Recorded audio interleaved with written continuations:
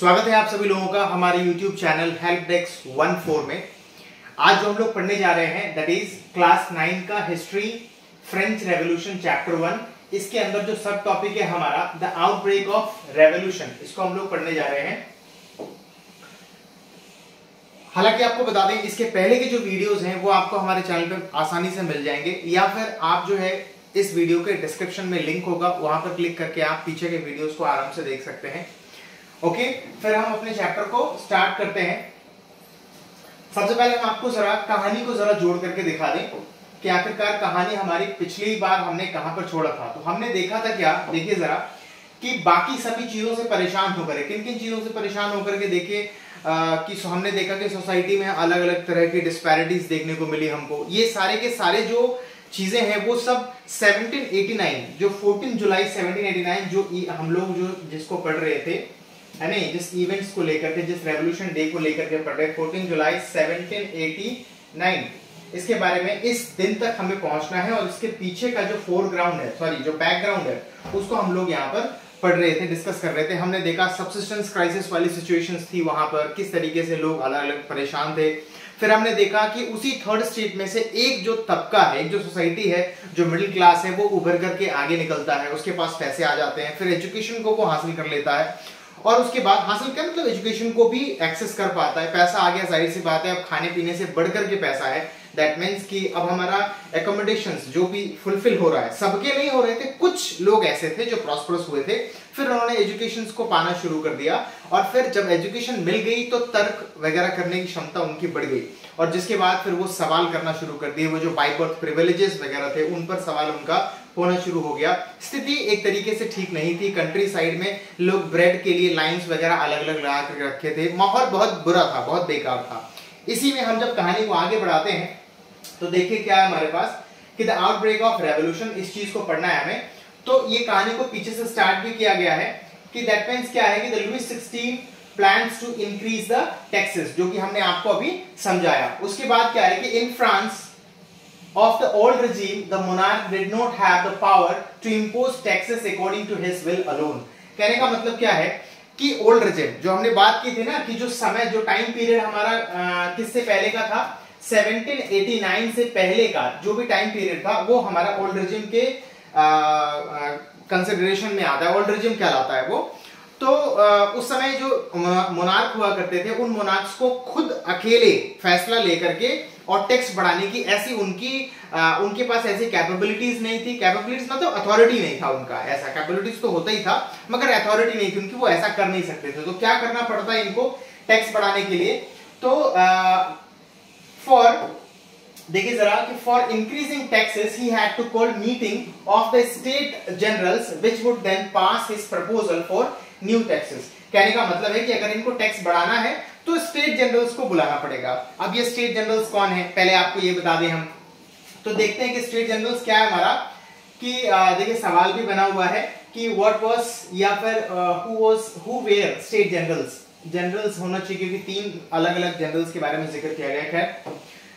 तो क्या है जरा देखिए कि the state generals was political body to which the 3 states sent their representative. However, the monarch alone could decide when to call a meeting of these body. The last time it was done in 1614.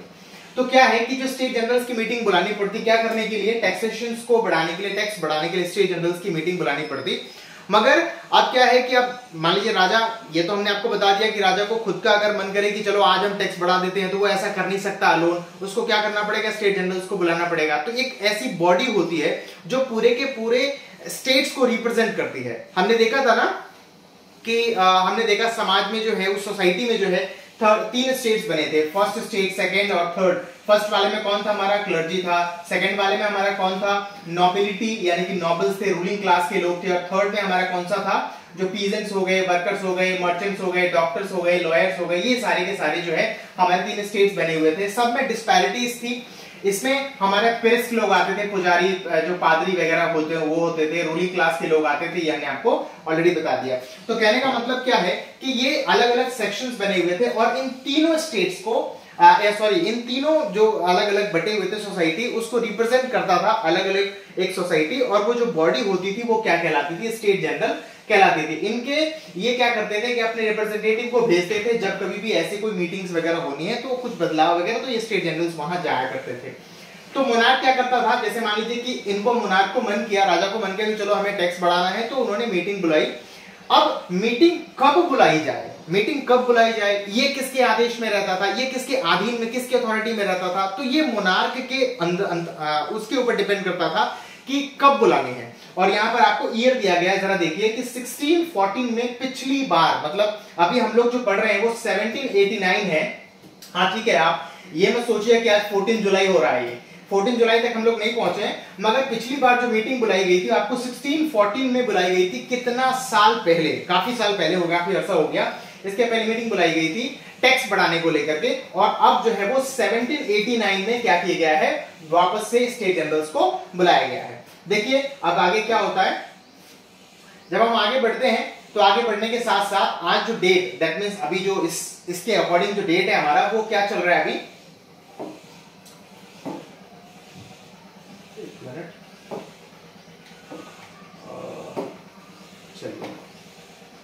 क्या है हमारा date, क्या हमारा 5 मई 1789। क्या होता है कि Louis 16 called together an assembly of the state generals to pass proposal for new taxes.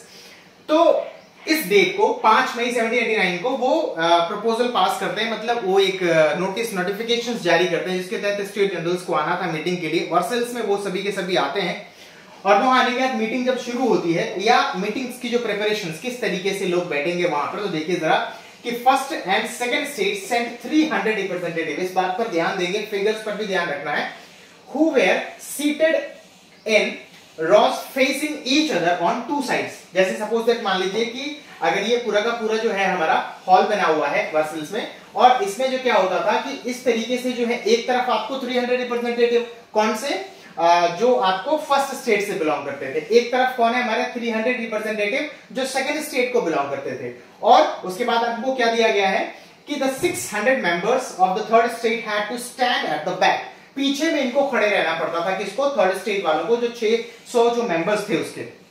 अब देखिए जरा, अब ये 600-300 का हिसाब आपको हम बता दें। जैसे क्या है कि मान लीजिए कि 100% अगर पूरी की पूरी पॉपुलेशन है, तो इसमें 80% जो पॉपुलेशन थी वो थर्ड स्टेट से बिलोंग करती थी, और लगभग 20% के अप्रॉक्स में जो पॉपुलेशन होती थी वो फर्स्ट और सेकेंड स्टेट को डिनोट करती थी, रिप्रेजेंट करती थी। तो इसके कितने मेंबर्स थे, 300 मेंबर आपको फर्स्ट स्टेट के, 300 सेकेंड स्टेट के, और 600 जो है वो थर्ड स्टेट के मेंबर्स होते थे। अब डिस्पैरिटीज कैसे, वो भी हम आपको समझाएंगे कि the third state was represented by it's more prosperous and educated members. Third state में जो 600 लोग थे, हमने बात किया ना कि थर्ड स्टेट में हमारे कितने लोग थे, 600 लोग थे। इस 600 लोगों में जो ज्यादा से ज्यादा पैसे वाले थे, कहने का मतलब अब सारे के सारे तो बिल्कुल गरीब नहीं होंगे, हमने देखा ना मर्चेंट्स वगैरह थे, ट्रेडर्स भी थे उसमें, डॉक्टर्स लॉयर्स वगैरह भी थे, तो पैसे वाले लोग भी थे उसमें। तो जो ज्यादा पढ़े लिखे थे और साथ ही साथ जिनके पास ज्यादा पैसा हुआ करता था, वो लोग क्या करते थे, इसको रिप्रेजेंट, वो एक तरीके से चुने गए थे रिप्रेजेंटेटिव के तौर पर, वही भेजे गए थे किसके बिहाफ पर, थर्ड स्टेट्स के बिहाफ पर। अब देखिए जरा, peasants, artisans and womens were denied entry to the assembly. अब क्या है कि जो छोटे छोटे जो थर्ड स्टेट्स में जो और भी लोग थे, अब क्या ना कि 600 मेंबर को खाली भेजा गया, हमने देखा कि 80% पॉपुलेशन थर्ड स्टेट्स को रिप्रेजेंट कर रही थी पूरे उस समय, पूरे फ्रांस की। तो कहने का मतलब क्या है कि जो पीजेंट्स वगैरह थे, जो पीजेंट्स थे, महिलाएं थी, जो और भी लोग थे, छोटे मोटे गरीब वगैरह लोग, उन लोगों को असेंबली के अंदर आने की अनुमति नहीं थी। अब देखेंगे क्या कि however their grievances and demands were listed in some 40,000 letters which the representative had brought with them। कहने का मतलब क्या है कि जो थर्ड स्टेट से जो रिप्रेजेंटेटिव आए हुए थे, वो करीब 40,000 एप्लीकेशंस, जो रिक्वायरमेंट्स है ना, जो नीड्स वगैरह है, वो सारे के लिस्ट वगैरह बना करके वो लेकर के किनको दिए हुए थे, इन 600 मेंबर्स को दिए हुए थे। चलिए आगे बढ़ते हैं हम लोग। तो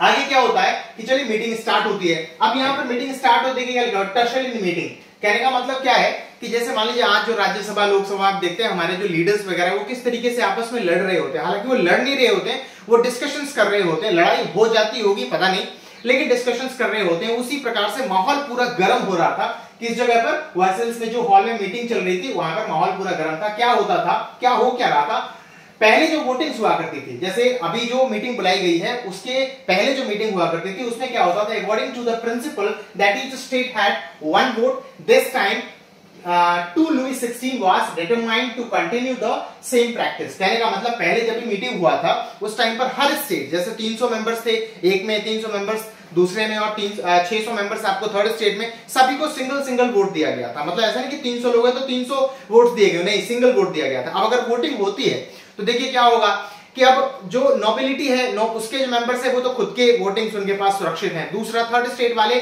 कभी जो है उनको वोटिंग्स करेंगे नहीं, कहने का मतलब उनके सपोर्ट में। अब ये फर्स्ट स्टेट वाले जरूर कर देंगे। फादर पेस लोग उसमें थे, पुजारी वगैरह, उनके पास वैसे भी धन दौलत बहुत ज्यादा था। लोग जब भगवान में आस्था रखते हैं तो पैसा भी दान करते हैं, जमीन भी दान करते हैं, तो उनके पास काफी कुछ था ऑलरेडी, तो जाहिर सी बात है वो फर्स्ट स्टेट को ही सपोर्ट करते और फाइनली वो फर्स्ट स्टेट को ही वोटिंग राइट्स मिल जाती, सॉरी वो जीत मिल जाती।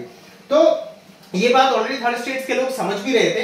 तो देखिए क्या होता है कि but members of the third state determined that the voting now be conducted by the assembly as a whole where each members would have one vote. कहने का मतलब वो जो 600 रिप्रेजेंटेटिव है तो 600 वोट होने चाहिए, 300 है तो 300 वोट होने चाहिए, फिर फर्स्ट स्टेट वाला 300 उनको भी 300 वोटिंग राइट्स होने चाहिए। इस प्रकार से सबको वोटिंग राइट्स हो और फिर इलेक्शंस हो और उसके बिहाफ पर जो है टैक्स बढ़ाया जाए कि नहीं बढ़ाया जाए उस पर विचार वगैरह होना चाहिए। ठीक है, फिर क्या होता है कि the king rejected this proposal, मतलब जो थर्ड स्टेट को जो 600 रिप्रेजेंटेटिव है उन्होंने जब ऐसा कहा तो उसको राजा नकार दिया। भाई राजा तो राजा है, वो क्यों सुनेगा किसी का भी, वैसे भी जो डेस्पोटिज्म को वो एक तरीके से रिप्रेजेंट कर रहे थे। 1789 से पहले, रेवोल्यूशन आने से पहले पूरी तरीके से मोनार्कियल फॉर्म ऑफ गवर्नमेंट था वहां पर, तो इस तरीके से था वहां पर। अब आगे देखेंगे राजा ने उसको मना कर दिया, तो मेंबर्स क्या करते हैं वहां से कि the members of third state walked out of the assembly in protest, मतलब उनके खिलाफ, जैसे चलो भाई ये ना हो, ऐसा मतलब हो नहीं सकता, राजा ने ऐसा कहा तो इन्होंने भी कहा कि चलो कोई बात नहीं, हमें आपकी मीटिंग में कोई इंटरेस्ट नहीं है और हम यहां से निकल के जा रहे हैं, भैया अपना मीटिंग खुद कंटिन्यू करो, हमें कोई लेना नहीं आपकी मीटिंग से। और वो सारे के सारे जो स्टेट मेंबर्स थे, जो आपके थर्ड स्टेट्स के जो मेंबर्स थे, वो सारे के सारे मीटिंग छोड़ करके वहां से निकल जाते हैं। कहां जाते हैं, ऐसा नहीं कि घर चले जाते हैं, जाते कहां है वो हम लोग देख लेते हैं। देखिए क्या होता है कि 20 जून 1789 को the representative of third state assembled in the half of an indoor tennis court in the ground of Versailles। Versailles के ग्राउंड में जो टेनिस कोर्ट था उसमें ये 600 रिप्रेजेंटेटिव जो है वो वहां जाकर के इकट्ठा हो जाते हैं। और क्यों होते हैं इकट्ठा, ऐसा नहीं कि उनको कुछ मतलब अलग माहौल बनाना था या कुछ भी ऐसा, वो क्यों जाते हैं तो they declare themselves a national assembly sworn not to disperse till they had drafted a constitution for France that would limit the power of monarch. कहने का मतलब है जो वहां ग्राउंड में गए थे वो ऐसा नहीं कि होलियां खेलने गए थे, डांडिया वगैरह खेलने गए थे, कबड्डी वगैरह, या 11-11 लोग टीम क्रिकेट बनाएंगे और फिर बाकी लोग पवेलियन बना कर खेलेंगे, ऐसा कुछ नहीं था। वहां जो लोग गए थे उन्होंने क्या करना शुरू किया कि जो 600 मेंबर्स थे उन्होंने एक तो अपने आप को अनाउंस कर दिया कि we are the national assembly, मतलब उन्होंने अपने आप को वो अनाउंस कर दिया। उसके बाद उन्होंने कहा कि भाई कसम खाओ कि हम सब में से कोई भी व्यक्ति यहां से तब तक नहीं जाएगा जब तक कि एक संविधान ऐसा हम बना नहीं लेते, ऐसा रूल बुक नहीं बना लेते जिससे क्या हो कि राजा का जो एक विशाल सा डेस्पोटिक वाला जो नेचर है उस पावर के तहत वो कुछ भी कर सकता है, राइट टू जो प्रिविलेजेस की जो हमने बात की थी वो सारी वो जो एंजॉय कर रहे होते हैं उस पर एक मोहर ना लगा दे, स्टॉप वाला मोहर ना लगा दे, ऐसा कुछ रूल हम लोग जब तक ना ड्राफ्ट कर लें, बना ना लें, संविधान में तैयार कर लें, तब तक हम लोग यहां से नहीं जाएंगे। अब जब कहानी को आगे बढ़ाते हैं तो देखिए जरा क्या होगा। यहां पर एक पेंटिंग दी गई है, इस पेंटिंग को आप देखिए गौर से जरा, ये किसके द्वारा बनाया गया है, कि स्केच प्रिपेयर किया गया है किसके द्वारा, जैक लिस डेविड। तो आप नाम ध्यान रखिए, ये उसी सिचुएशंस को रिप्रेजेंट कर रहा है जो आपको वहां टेनिस कोर्ट में देखने को मिले, आपको तो नहीं देखने को मिलेगा, मतलब वहां जो माहौल था उसी चीज को इसी में दिखाया गया है। खैर आगे बढ़ते हैं, तो आगे बढ़ने के साथ हमारे पास देखिए क्या है कि थर्ड स्टेट वाज, अब देखिए जरा, अब ये लोग निकल तो गए हैं, अब सारे लोग फर्स्ट और सेकंड स्टेट में निर्दयी नहीं थे, कुछ लोग ऐसे भी थे जिनको दया आती थी और जिनको इस जो हमारा कौन सा सिस्टम है, एक मिनट,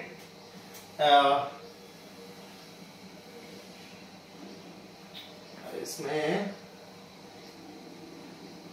फेडरल सिस्टम, जो फेडरल प्रिविलेजेस वो जो एंजॉय करते थे ना, तो कहने का मतलब क्या है कि इसके खिलाफ, कहने खिलाफ नहीं, मतलब ये चीज पसंद ही नहीं थी, मतलब थे तो ये फर्स्ट सेकंड स्टेट से, सेकंड स्टेट यानी कि नोबिलिटी से थे, लेकिन फिर भी इनको फेडरल प्रिविलेजेस सही नहीं लगता था कि चलो भाई मानवता के हिसाब से ये चीज सही नहीं है।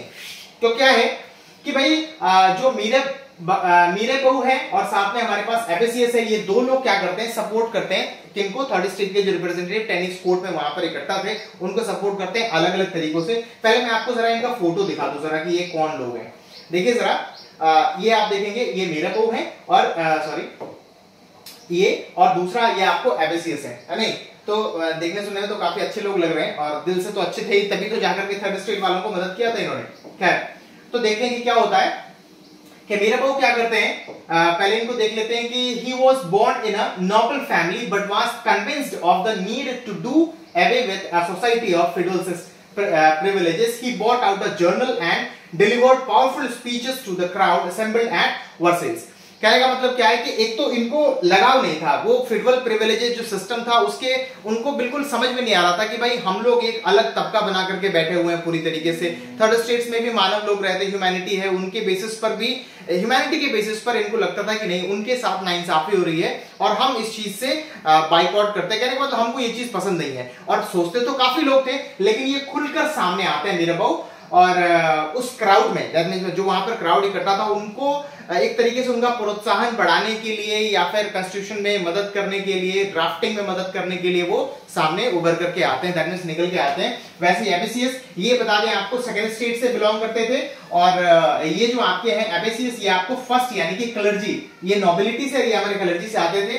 देखिए यहाँ पर क्या दिया कि originally a priest wrote an influential pamphlet called what is the third state. कहने का मतलब इन्होंने तो थोड़ा सा और जान भी डाल दिया कि पूरा एम्फसाइज किया गया इसके ऊपर, थर्ड स्टेट के ऊपर कौन होते हैं, क्या होते हैं, ये सब कुछ, और उसको एक तरीके से और ज्यादा हवा देने के लिए उन्होंने अलग अलग जगहों पर चीजों को लिख करके, छाप करके बंटवाना शुरू कर दिया। या यूं समझिए उनकी लिखी हुई चीजें फ्लड की तरह इधर उधर फैलती चली गई, जहां तक कि लोगों को क्या है कि उसके बारे में जानकारी भी मिला कि आखिरकार वहां वर्सेल्स के कोर्ट में क्या चल रहा है, और दूसरा एक तरीके से प्रोत्साहन भी मिला कि ये दोनों लोग हमारी मदद भी कर रहे हैं। चलिए कहानी को आगे बढ़ाते हैं। तो आगे बढ़ाने के बाद हमारे पास देखिए कि क्या आता है कि अगर हम इवेंट्स को आपस में जोड़ें, ये जो इवेंट्स जो चल रहे हैं इनको अगर जोड़ें, देखिए क्या क्या सिचुएशंस थी। देखिए, while the National Assembly was busy at the Versailles drafting constitution, the rest of France seethed with turmoil। कहने का मतलब है कि इधर संवैधानिक जो व्यवस्था चल रहा था जिसको वो ड्राफ्ट करने में लगे हुए थे कुछ लोग, या फिर वो जो रिप्रेजेंटेटिव है, इधर मीटिंग चल रही थी। तो कहने का मतलब है कंट्री साइड में क्या हो रहा था, शहरों में क्या हो रहा था, वहां की स्थिति और भी भयावह थी। हमने इंट्रोडक्शन पोर्शन में देखा क्या, वहां पर लोग ब्रेड की लाइनों में लगे हुए हैं, लोगों के पास खाने के लिए कुछ नहीं है, प्रोडक्शन इतना ज्यादा कम है, और फिर सब लोग त्राही त्राही कर रहे हैं, त्राहीमाम कर रहे हैं, बिल्कुल अच्छी बहुत बुरी तरीके से। अब देखिए हम किस किस चीज की वजह से क्या क्या हम लोग पढ़ चुके थे, वो सारी चीजें वापस आ रही हैं। एक हमारा सबसिस्टेंस क्राइसिस जो हम आपको बता चुके हैं, दूसरा ट्रेजरी खाली थी, और तीसरा rice in prices because of decline in production. कहने का मतलब है, और दूसरी बात बिकॉज ऑफ ज्यादा से ज्यादा जो पॉपुलेशन ग्रो हुई थी, हमने देखा था ना वहां पर। तो ये चीज है। अब क्या होता है कि at the time the king ordered troops to move into Paris on 14 July. 14 जुलाई याद रखेंगे। The agitated crowd stormed and destroyed the Bastille। देखिए कहानी वापस घूम करके मिल गई। हमने इंट्रोडक्शन में बताया था कि कहानी को हम जोड़ेंगे और मिल गई। क्या होता है कि शहरों में, कंट्री साइड में स्थिति बहुत ज्यादा खराब है, प्रोडक्शंस नहीं है, लोगों की मतलब लोग जो पॉपुलेशन है वो बहुत ज्यादा है, डिमांड मीट नहीं कर रहा किसके प्रोडक्शन के अकॉर्डिंग। उसके बाद लोगों के अंदर तो भूखमरी का स्थिति तो पैदा है ही है।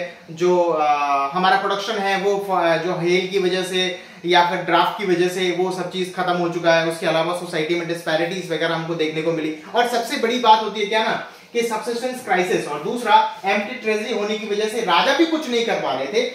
तो क्या है कि शहर में बहुत बुरा तनाव चल रहा था। तो राजा उसी समय क्या करते हैं कि जाओ भाई ट्रूप्स और पेरिस में वहां मतलब जाओ और वहां जाकर क्या करो कि लोगों को देखो, संभालो या समझो कि क्या हो रहा है। तो ये बात थी वहां पर। ये नहीं था कि जाके गोली चला देना। लोगों, हमने बताया था इंट्रोडक्शन में कि रूमर लोगों के अंदर फैल गया था, और इसकी वजह से लोग क्या करते हैं कि बेस्टाइल जो हमारा वहां पर प्रिजन था उसको पूरी तरीके से डिस्ट्रॉय कर देते हैं, नुकसान कर देते हैं, उसको बर्बाद कर देते हैं।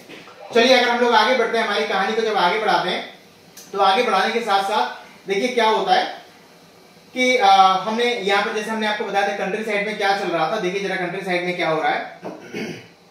कि in the country side rumour spread from village to village that the lords of the manor had hired bands of brigands who were on their way to destroy ripe crops। कहने का मतलब है कि अब देखो यहाँ पर रूमर ही rumour फैलता जा रहा है, मतलब जो जिसका अस्तित्व से कोई लेना देना नहीं है वो सारी चीजें यहाँ पर फैलती जा रही है। क्या होता है कि कंट्री साइड में गांव में लोगों को लगता है क्या कि जो मैनर्स थे, अब देखिए मैनर्स के जो लॉर्ड्स थे, जो क्या होता है मैनर क्या होता है कि मान लीजिए कि एक फार्म है या विलेज है, इसमें किसी प्रकार का एक किला वगैरह बिल्डिंग्स बनी हुई है जो कि किसको रिप्रेजेंट करती थी और किसका था, वो वहां के एक तरीके समझो कि जो मोनार्क था उसी का था और उसको डायरेक्टली कंट्रोल किया जाता था उनके द्वारा।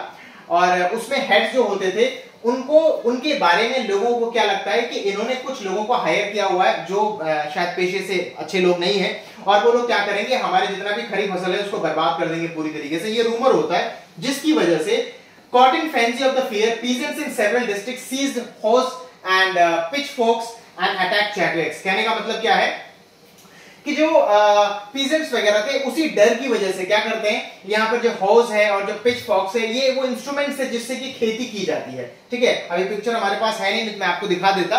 तो जिससे कि खेती की जाती है वो इंस्ट्रूमेंट्स की वजह साथ में लेकर के वो क्या करते हैं चैडविक्स पर आक्रमण कर देते हैं, दैट मींस हमला बोल देते हैं, जिसकी वजह से क्या होता है कि और ये करने के साथ साथ they looted grains and burned down documents containing records of manorial dues.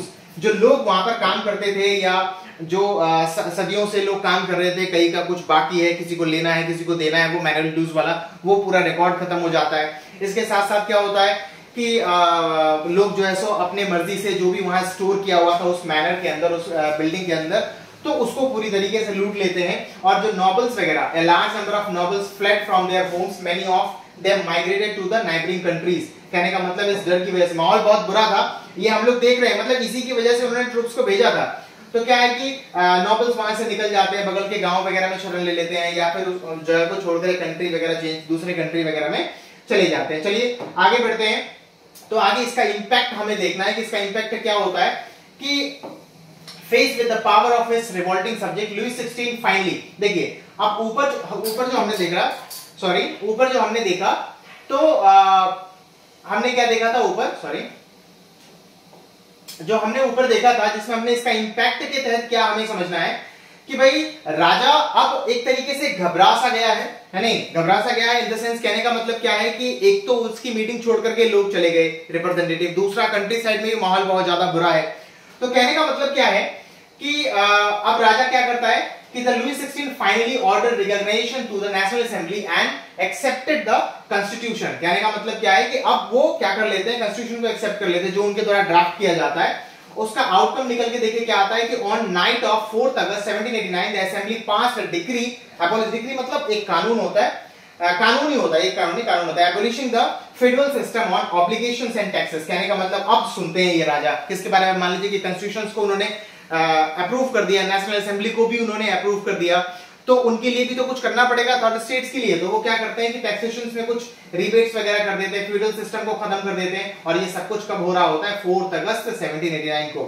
उसके बाद देखिए क्या होता है कि members of the clergy too were forced to give up their privilege, tithes were abolished and land owned by the church were confiscated। कहने का मतलब क्या है कि यहाँ पर आगे क्या होता है कि जो क्लर्जी के जो मेंबर्स वगैरह थे जिनको बाइकॉट प्रिविलेजेस अलग अलग मिले हुए थे कि चलो भाई आप फर्स्ट स्टेट से बिलोंग करते हैं तो क्या क्या चीजें आप कर सकते हैं क्योंकि आप फर्स्ट स्टेट के हैं, तो जो भी उनके अंतर्गत आता था उसको खत्म कर दिया गया। उसके साथ साथ क्या है कि टिप्स, हमने बात की थी ना टैक्स के बारे में, टिप्स क्या होता था कि भाई 1/10 देना पड़ता था किसको, क्लर्जी को कैटेगरी के जो स्टेट्स है उनमें जाके जाके क्या उनको देना पड़ता था किसको, थर्ड स्टेट वालों को, उसको पूरी तरीके से खत्म कर दिया गया।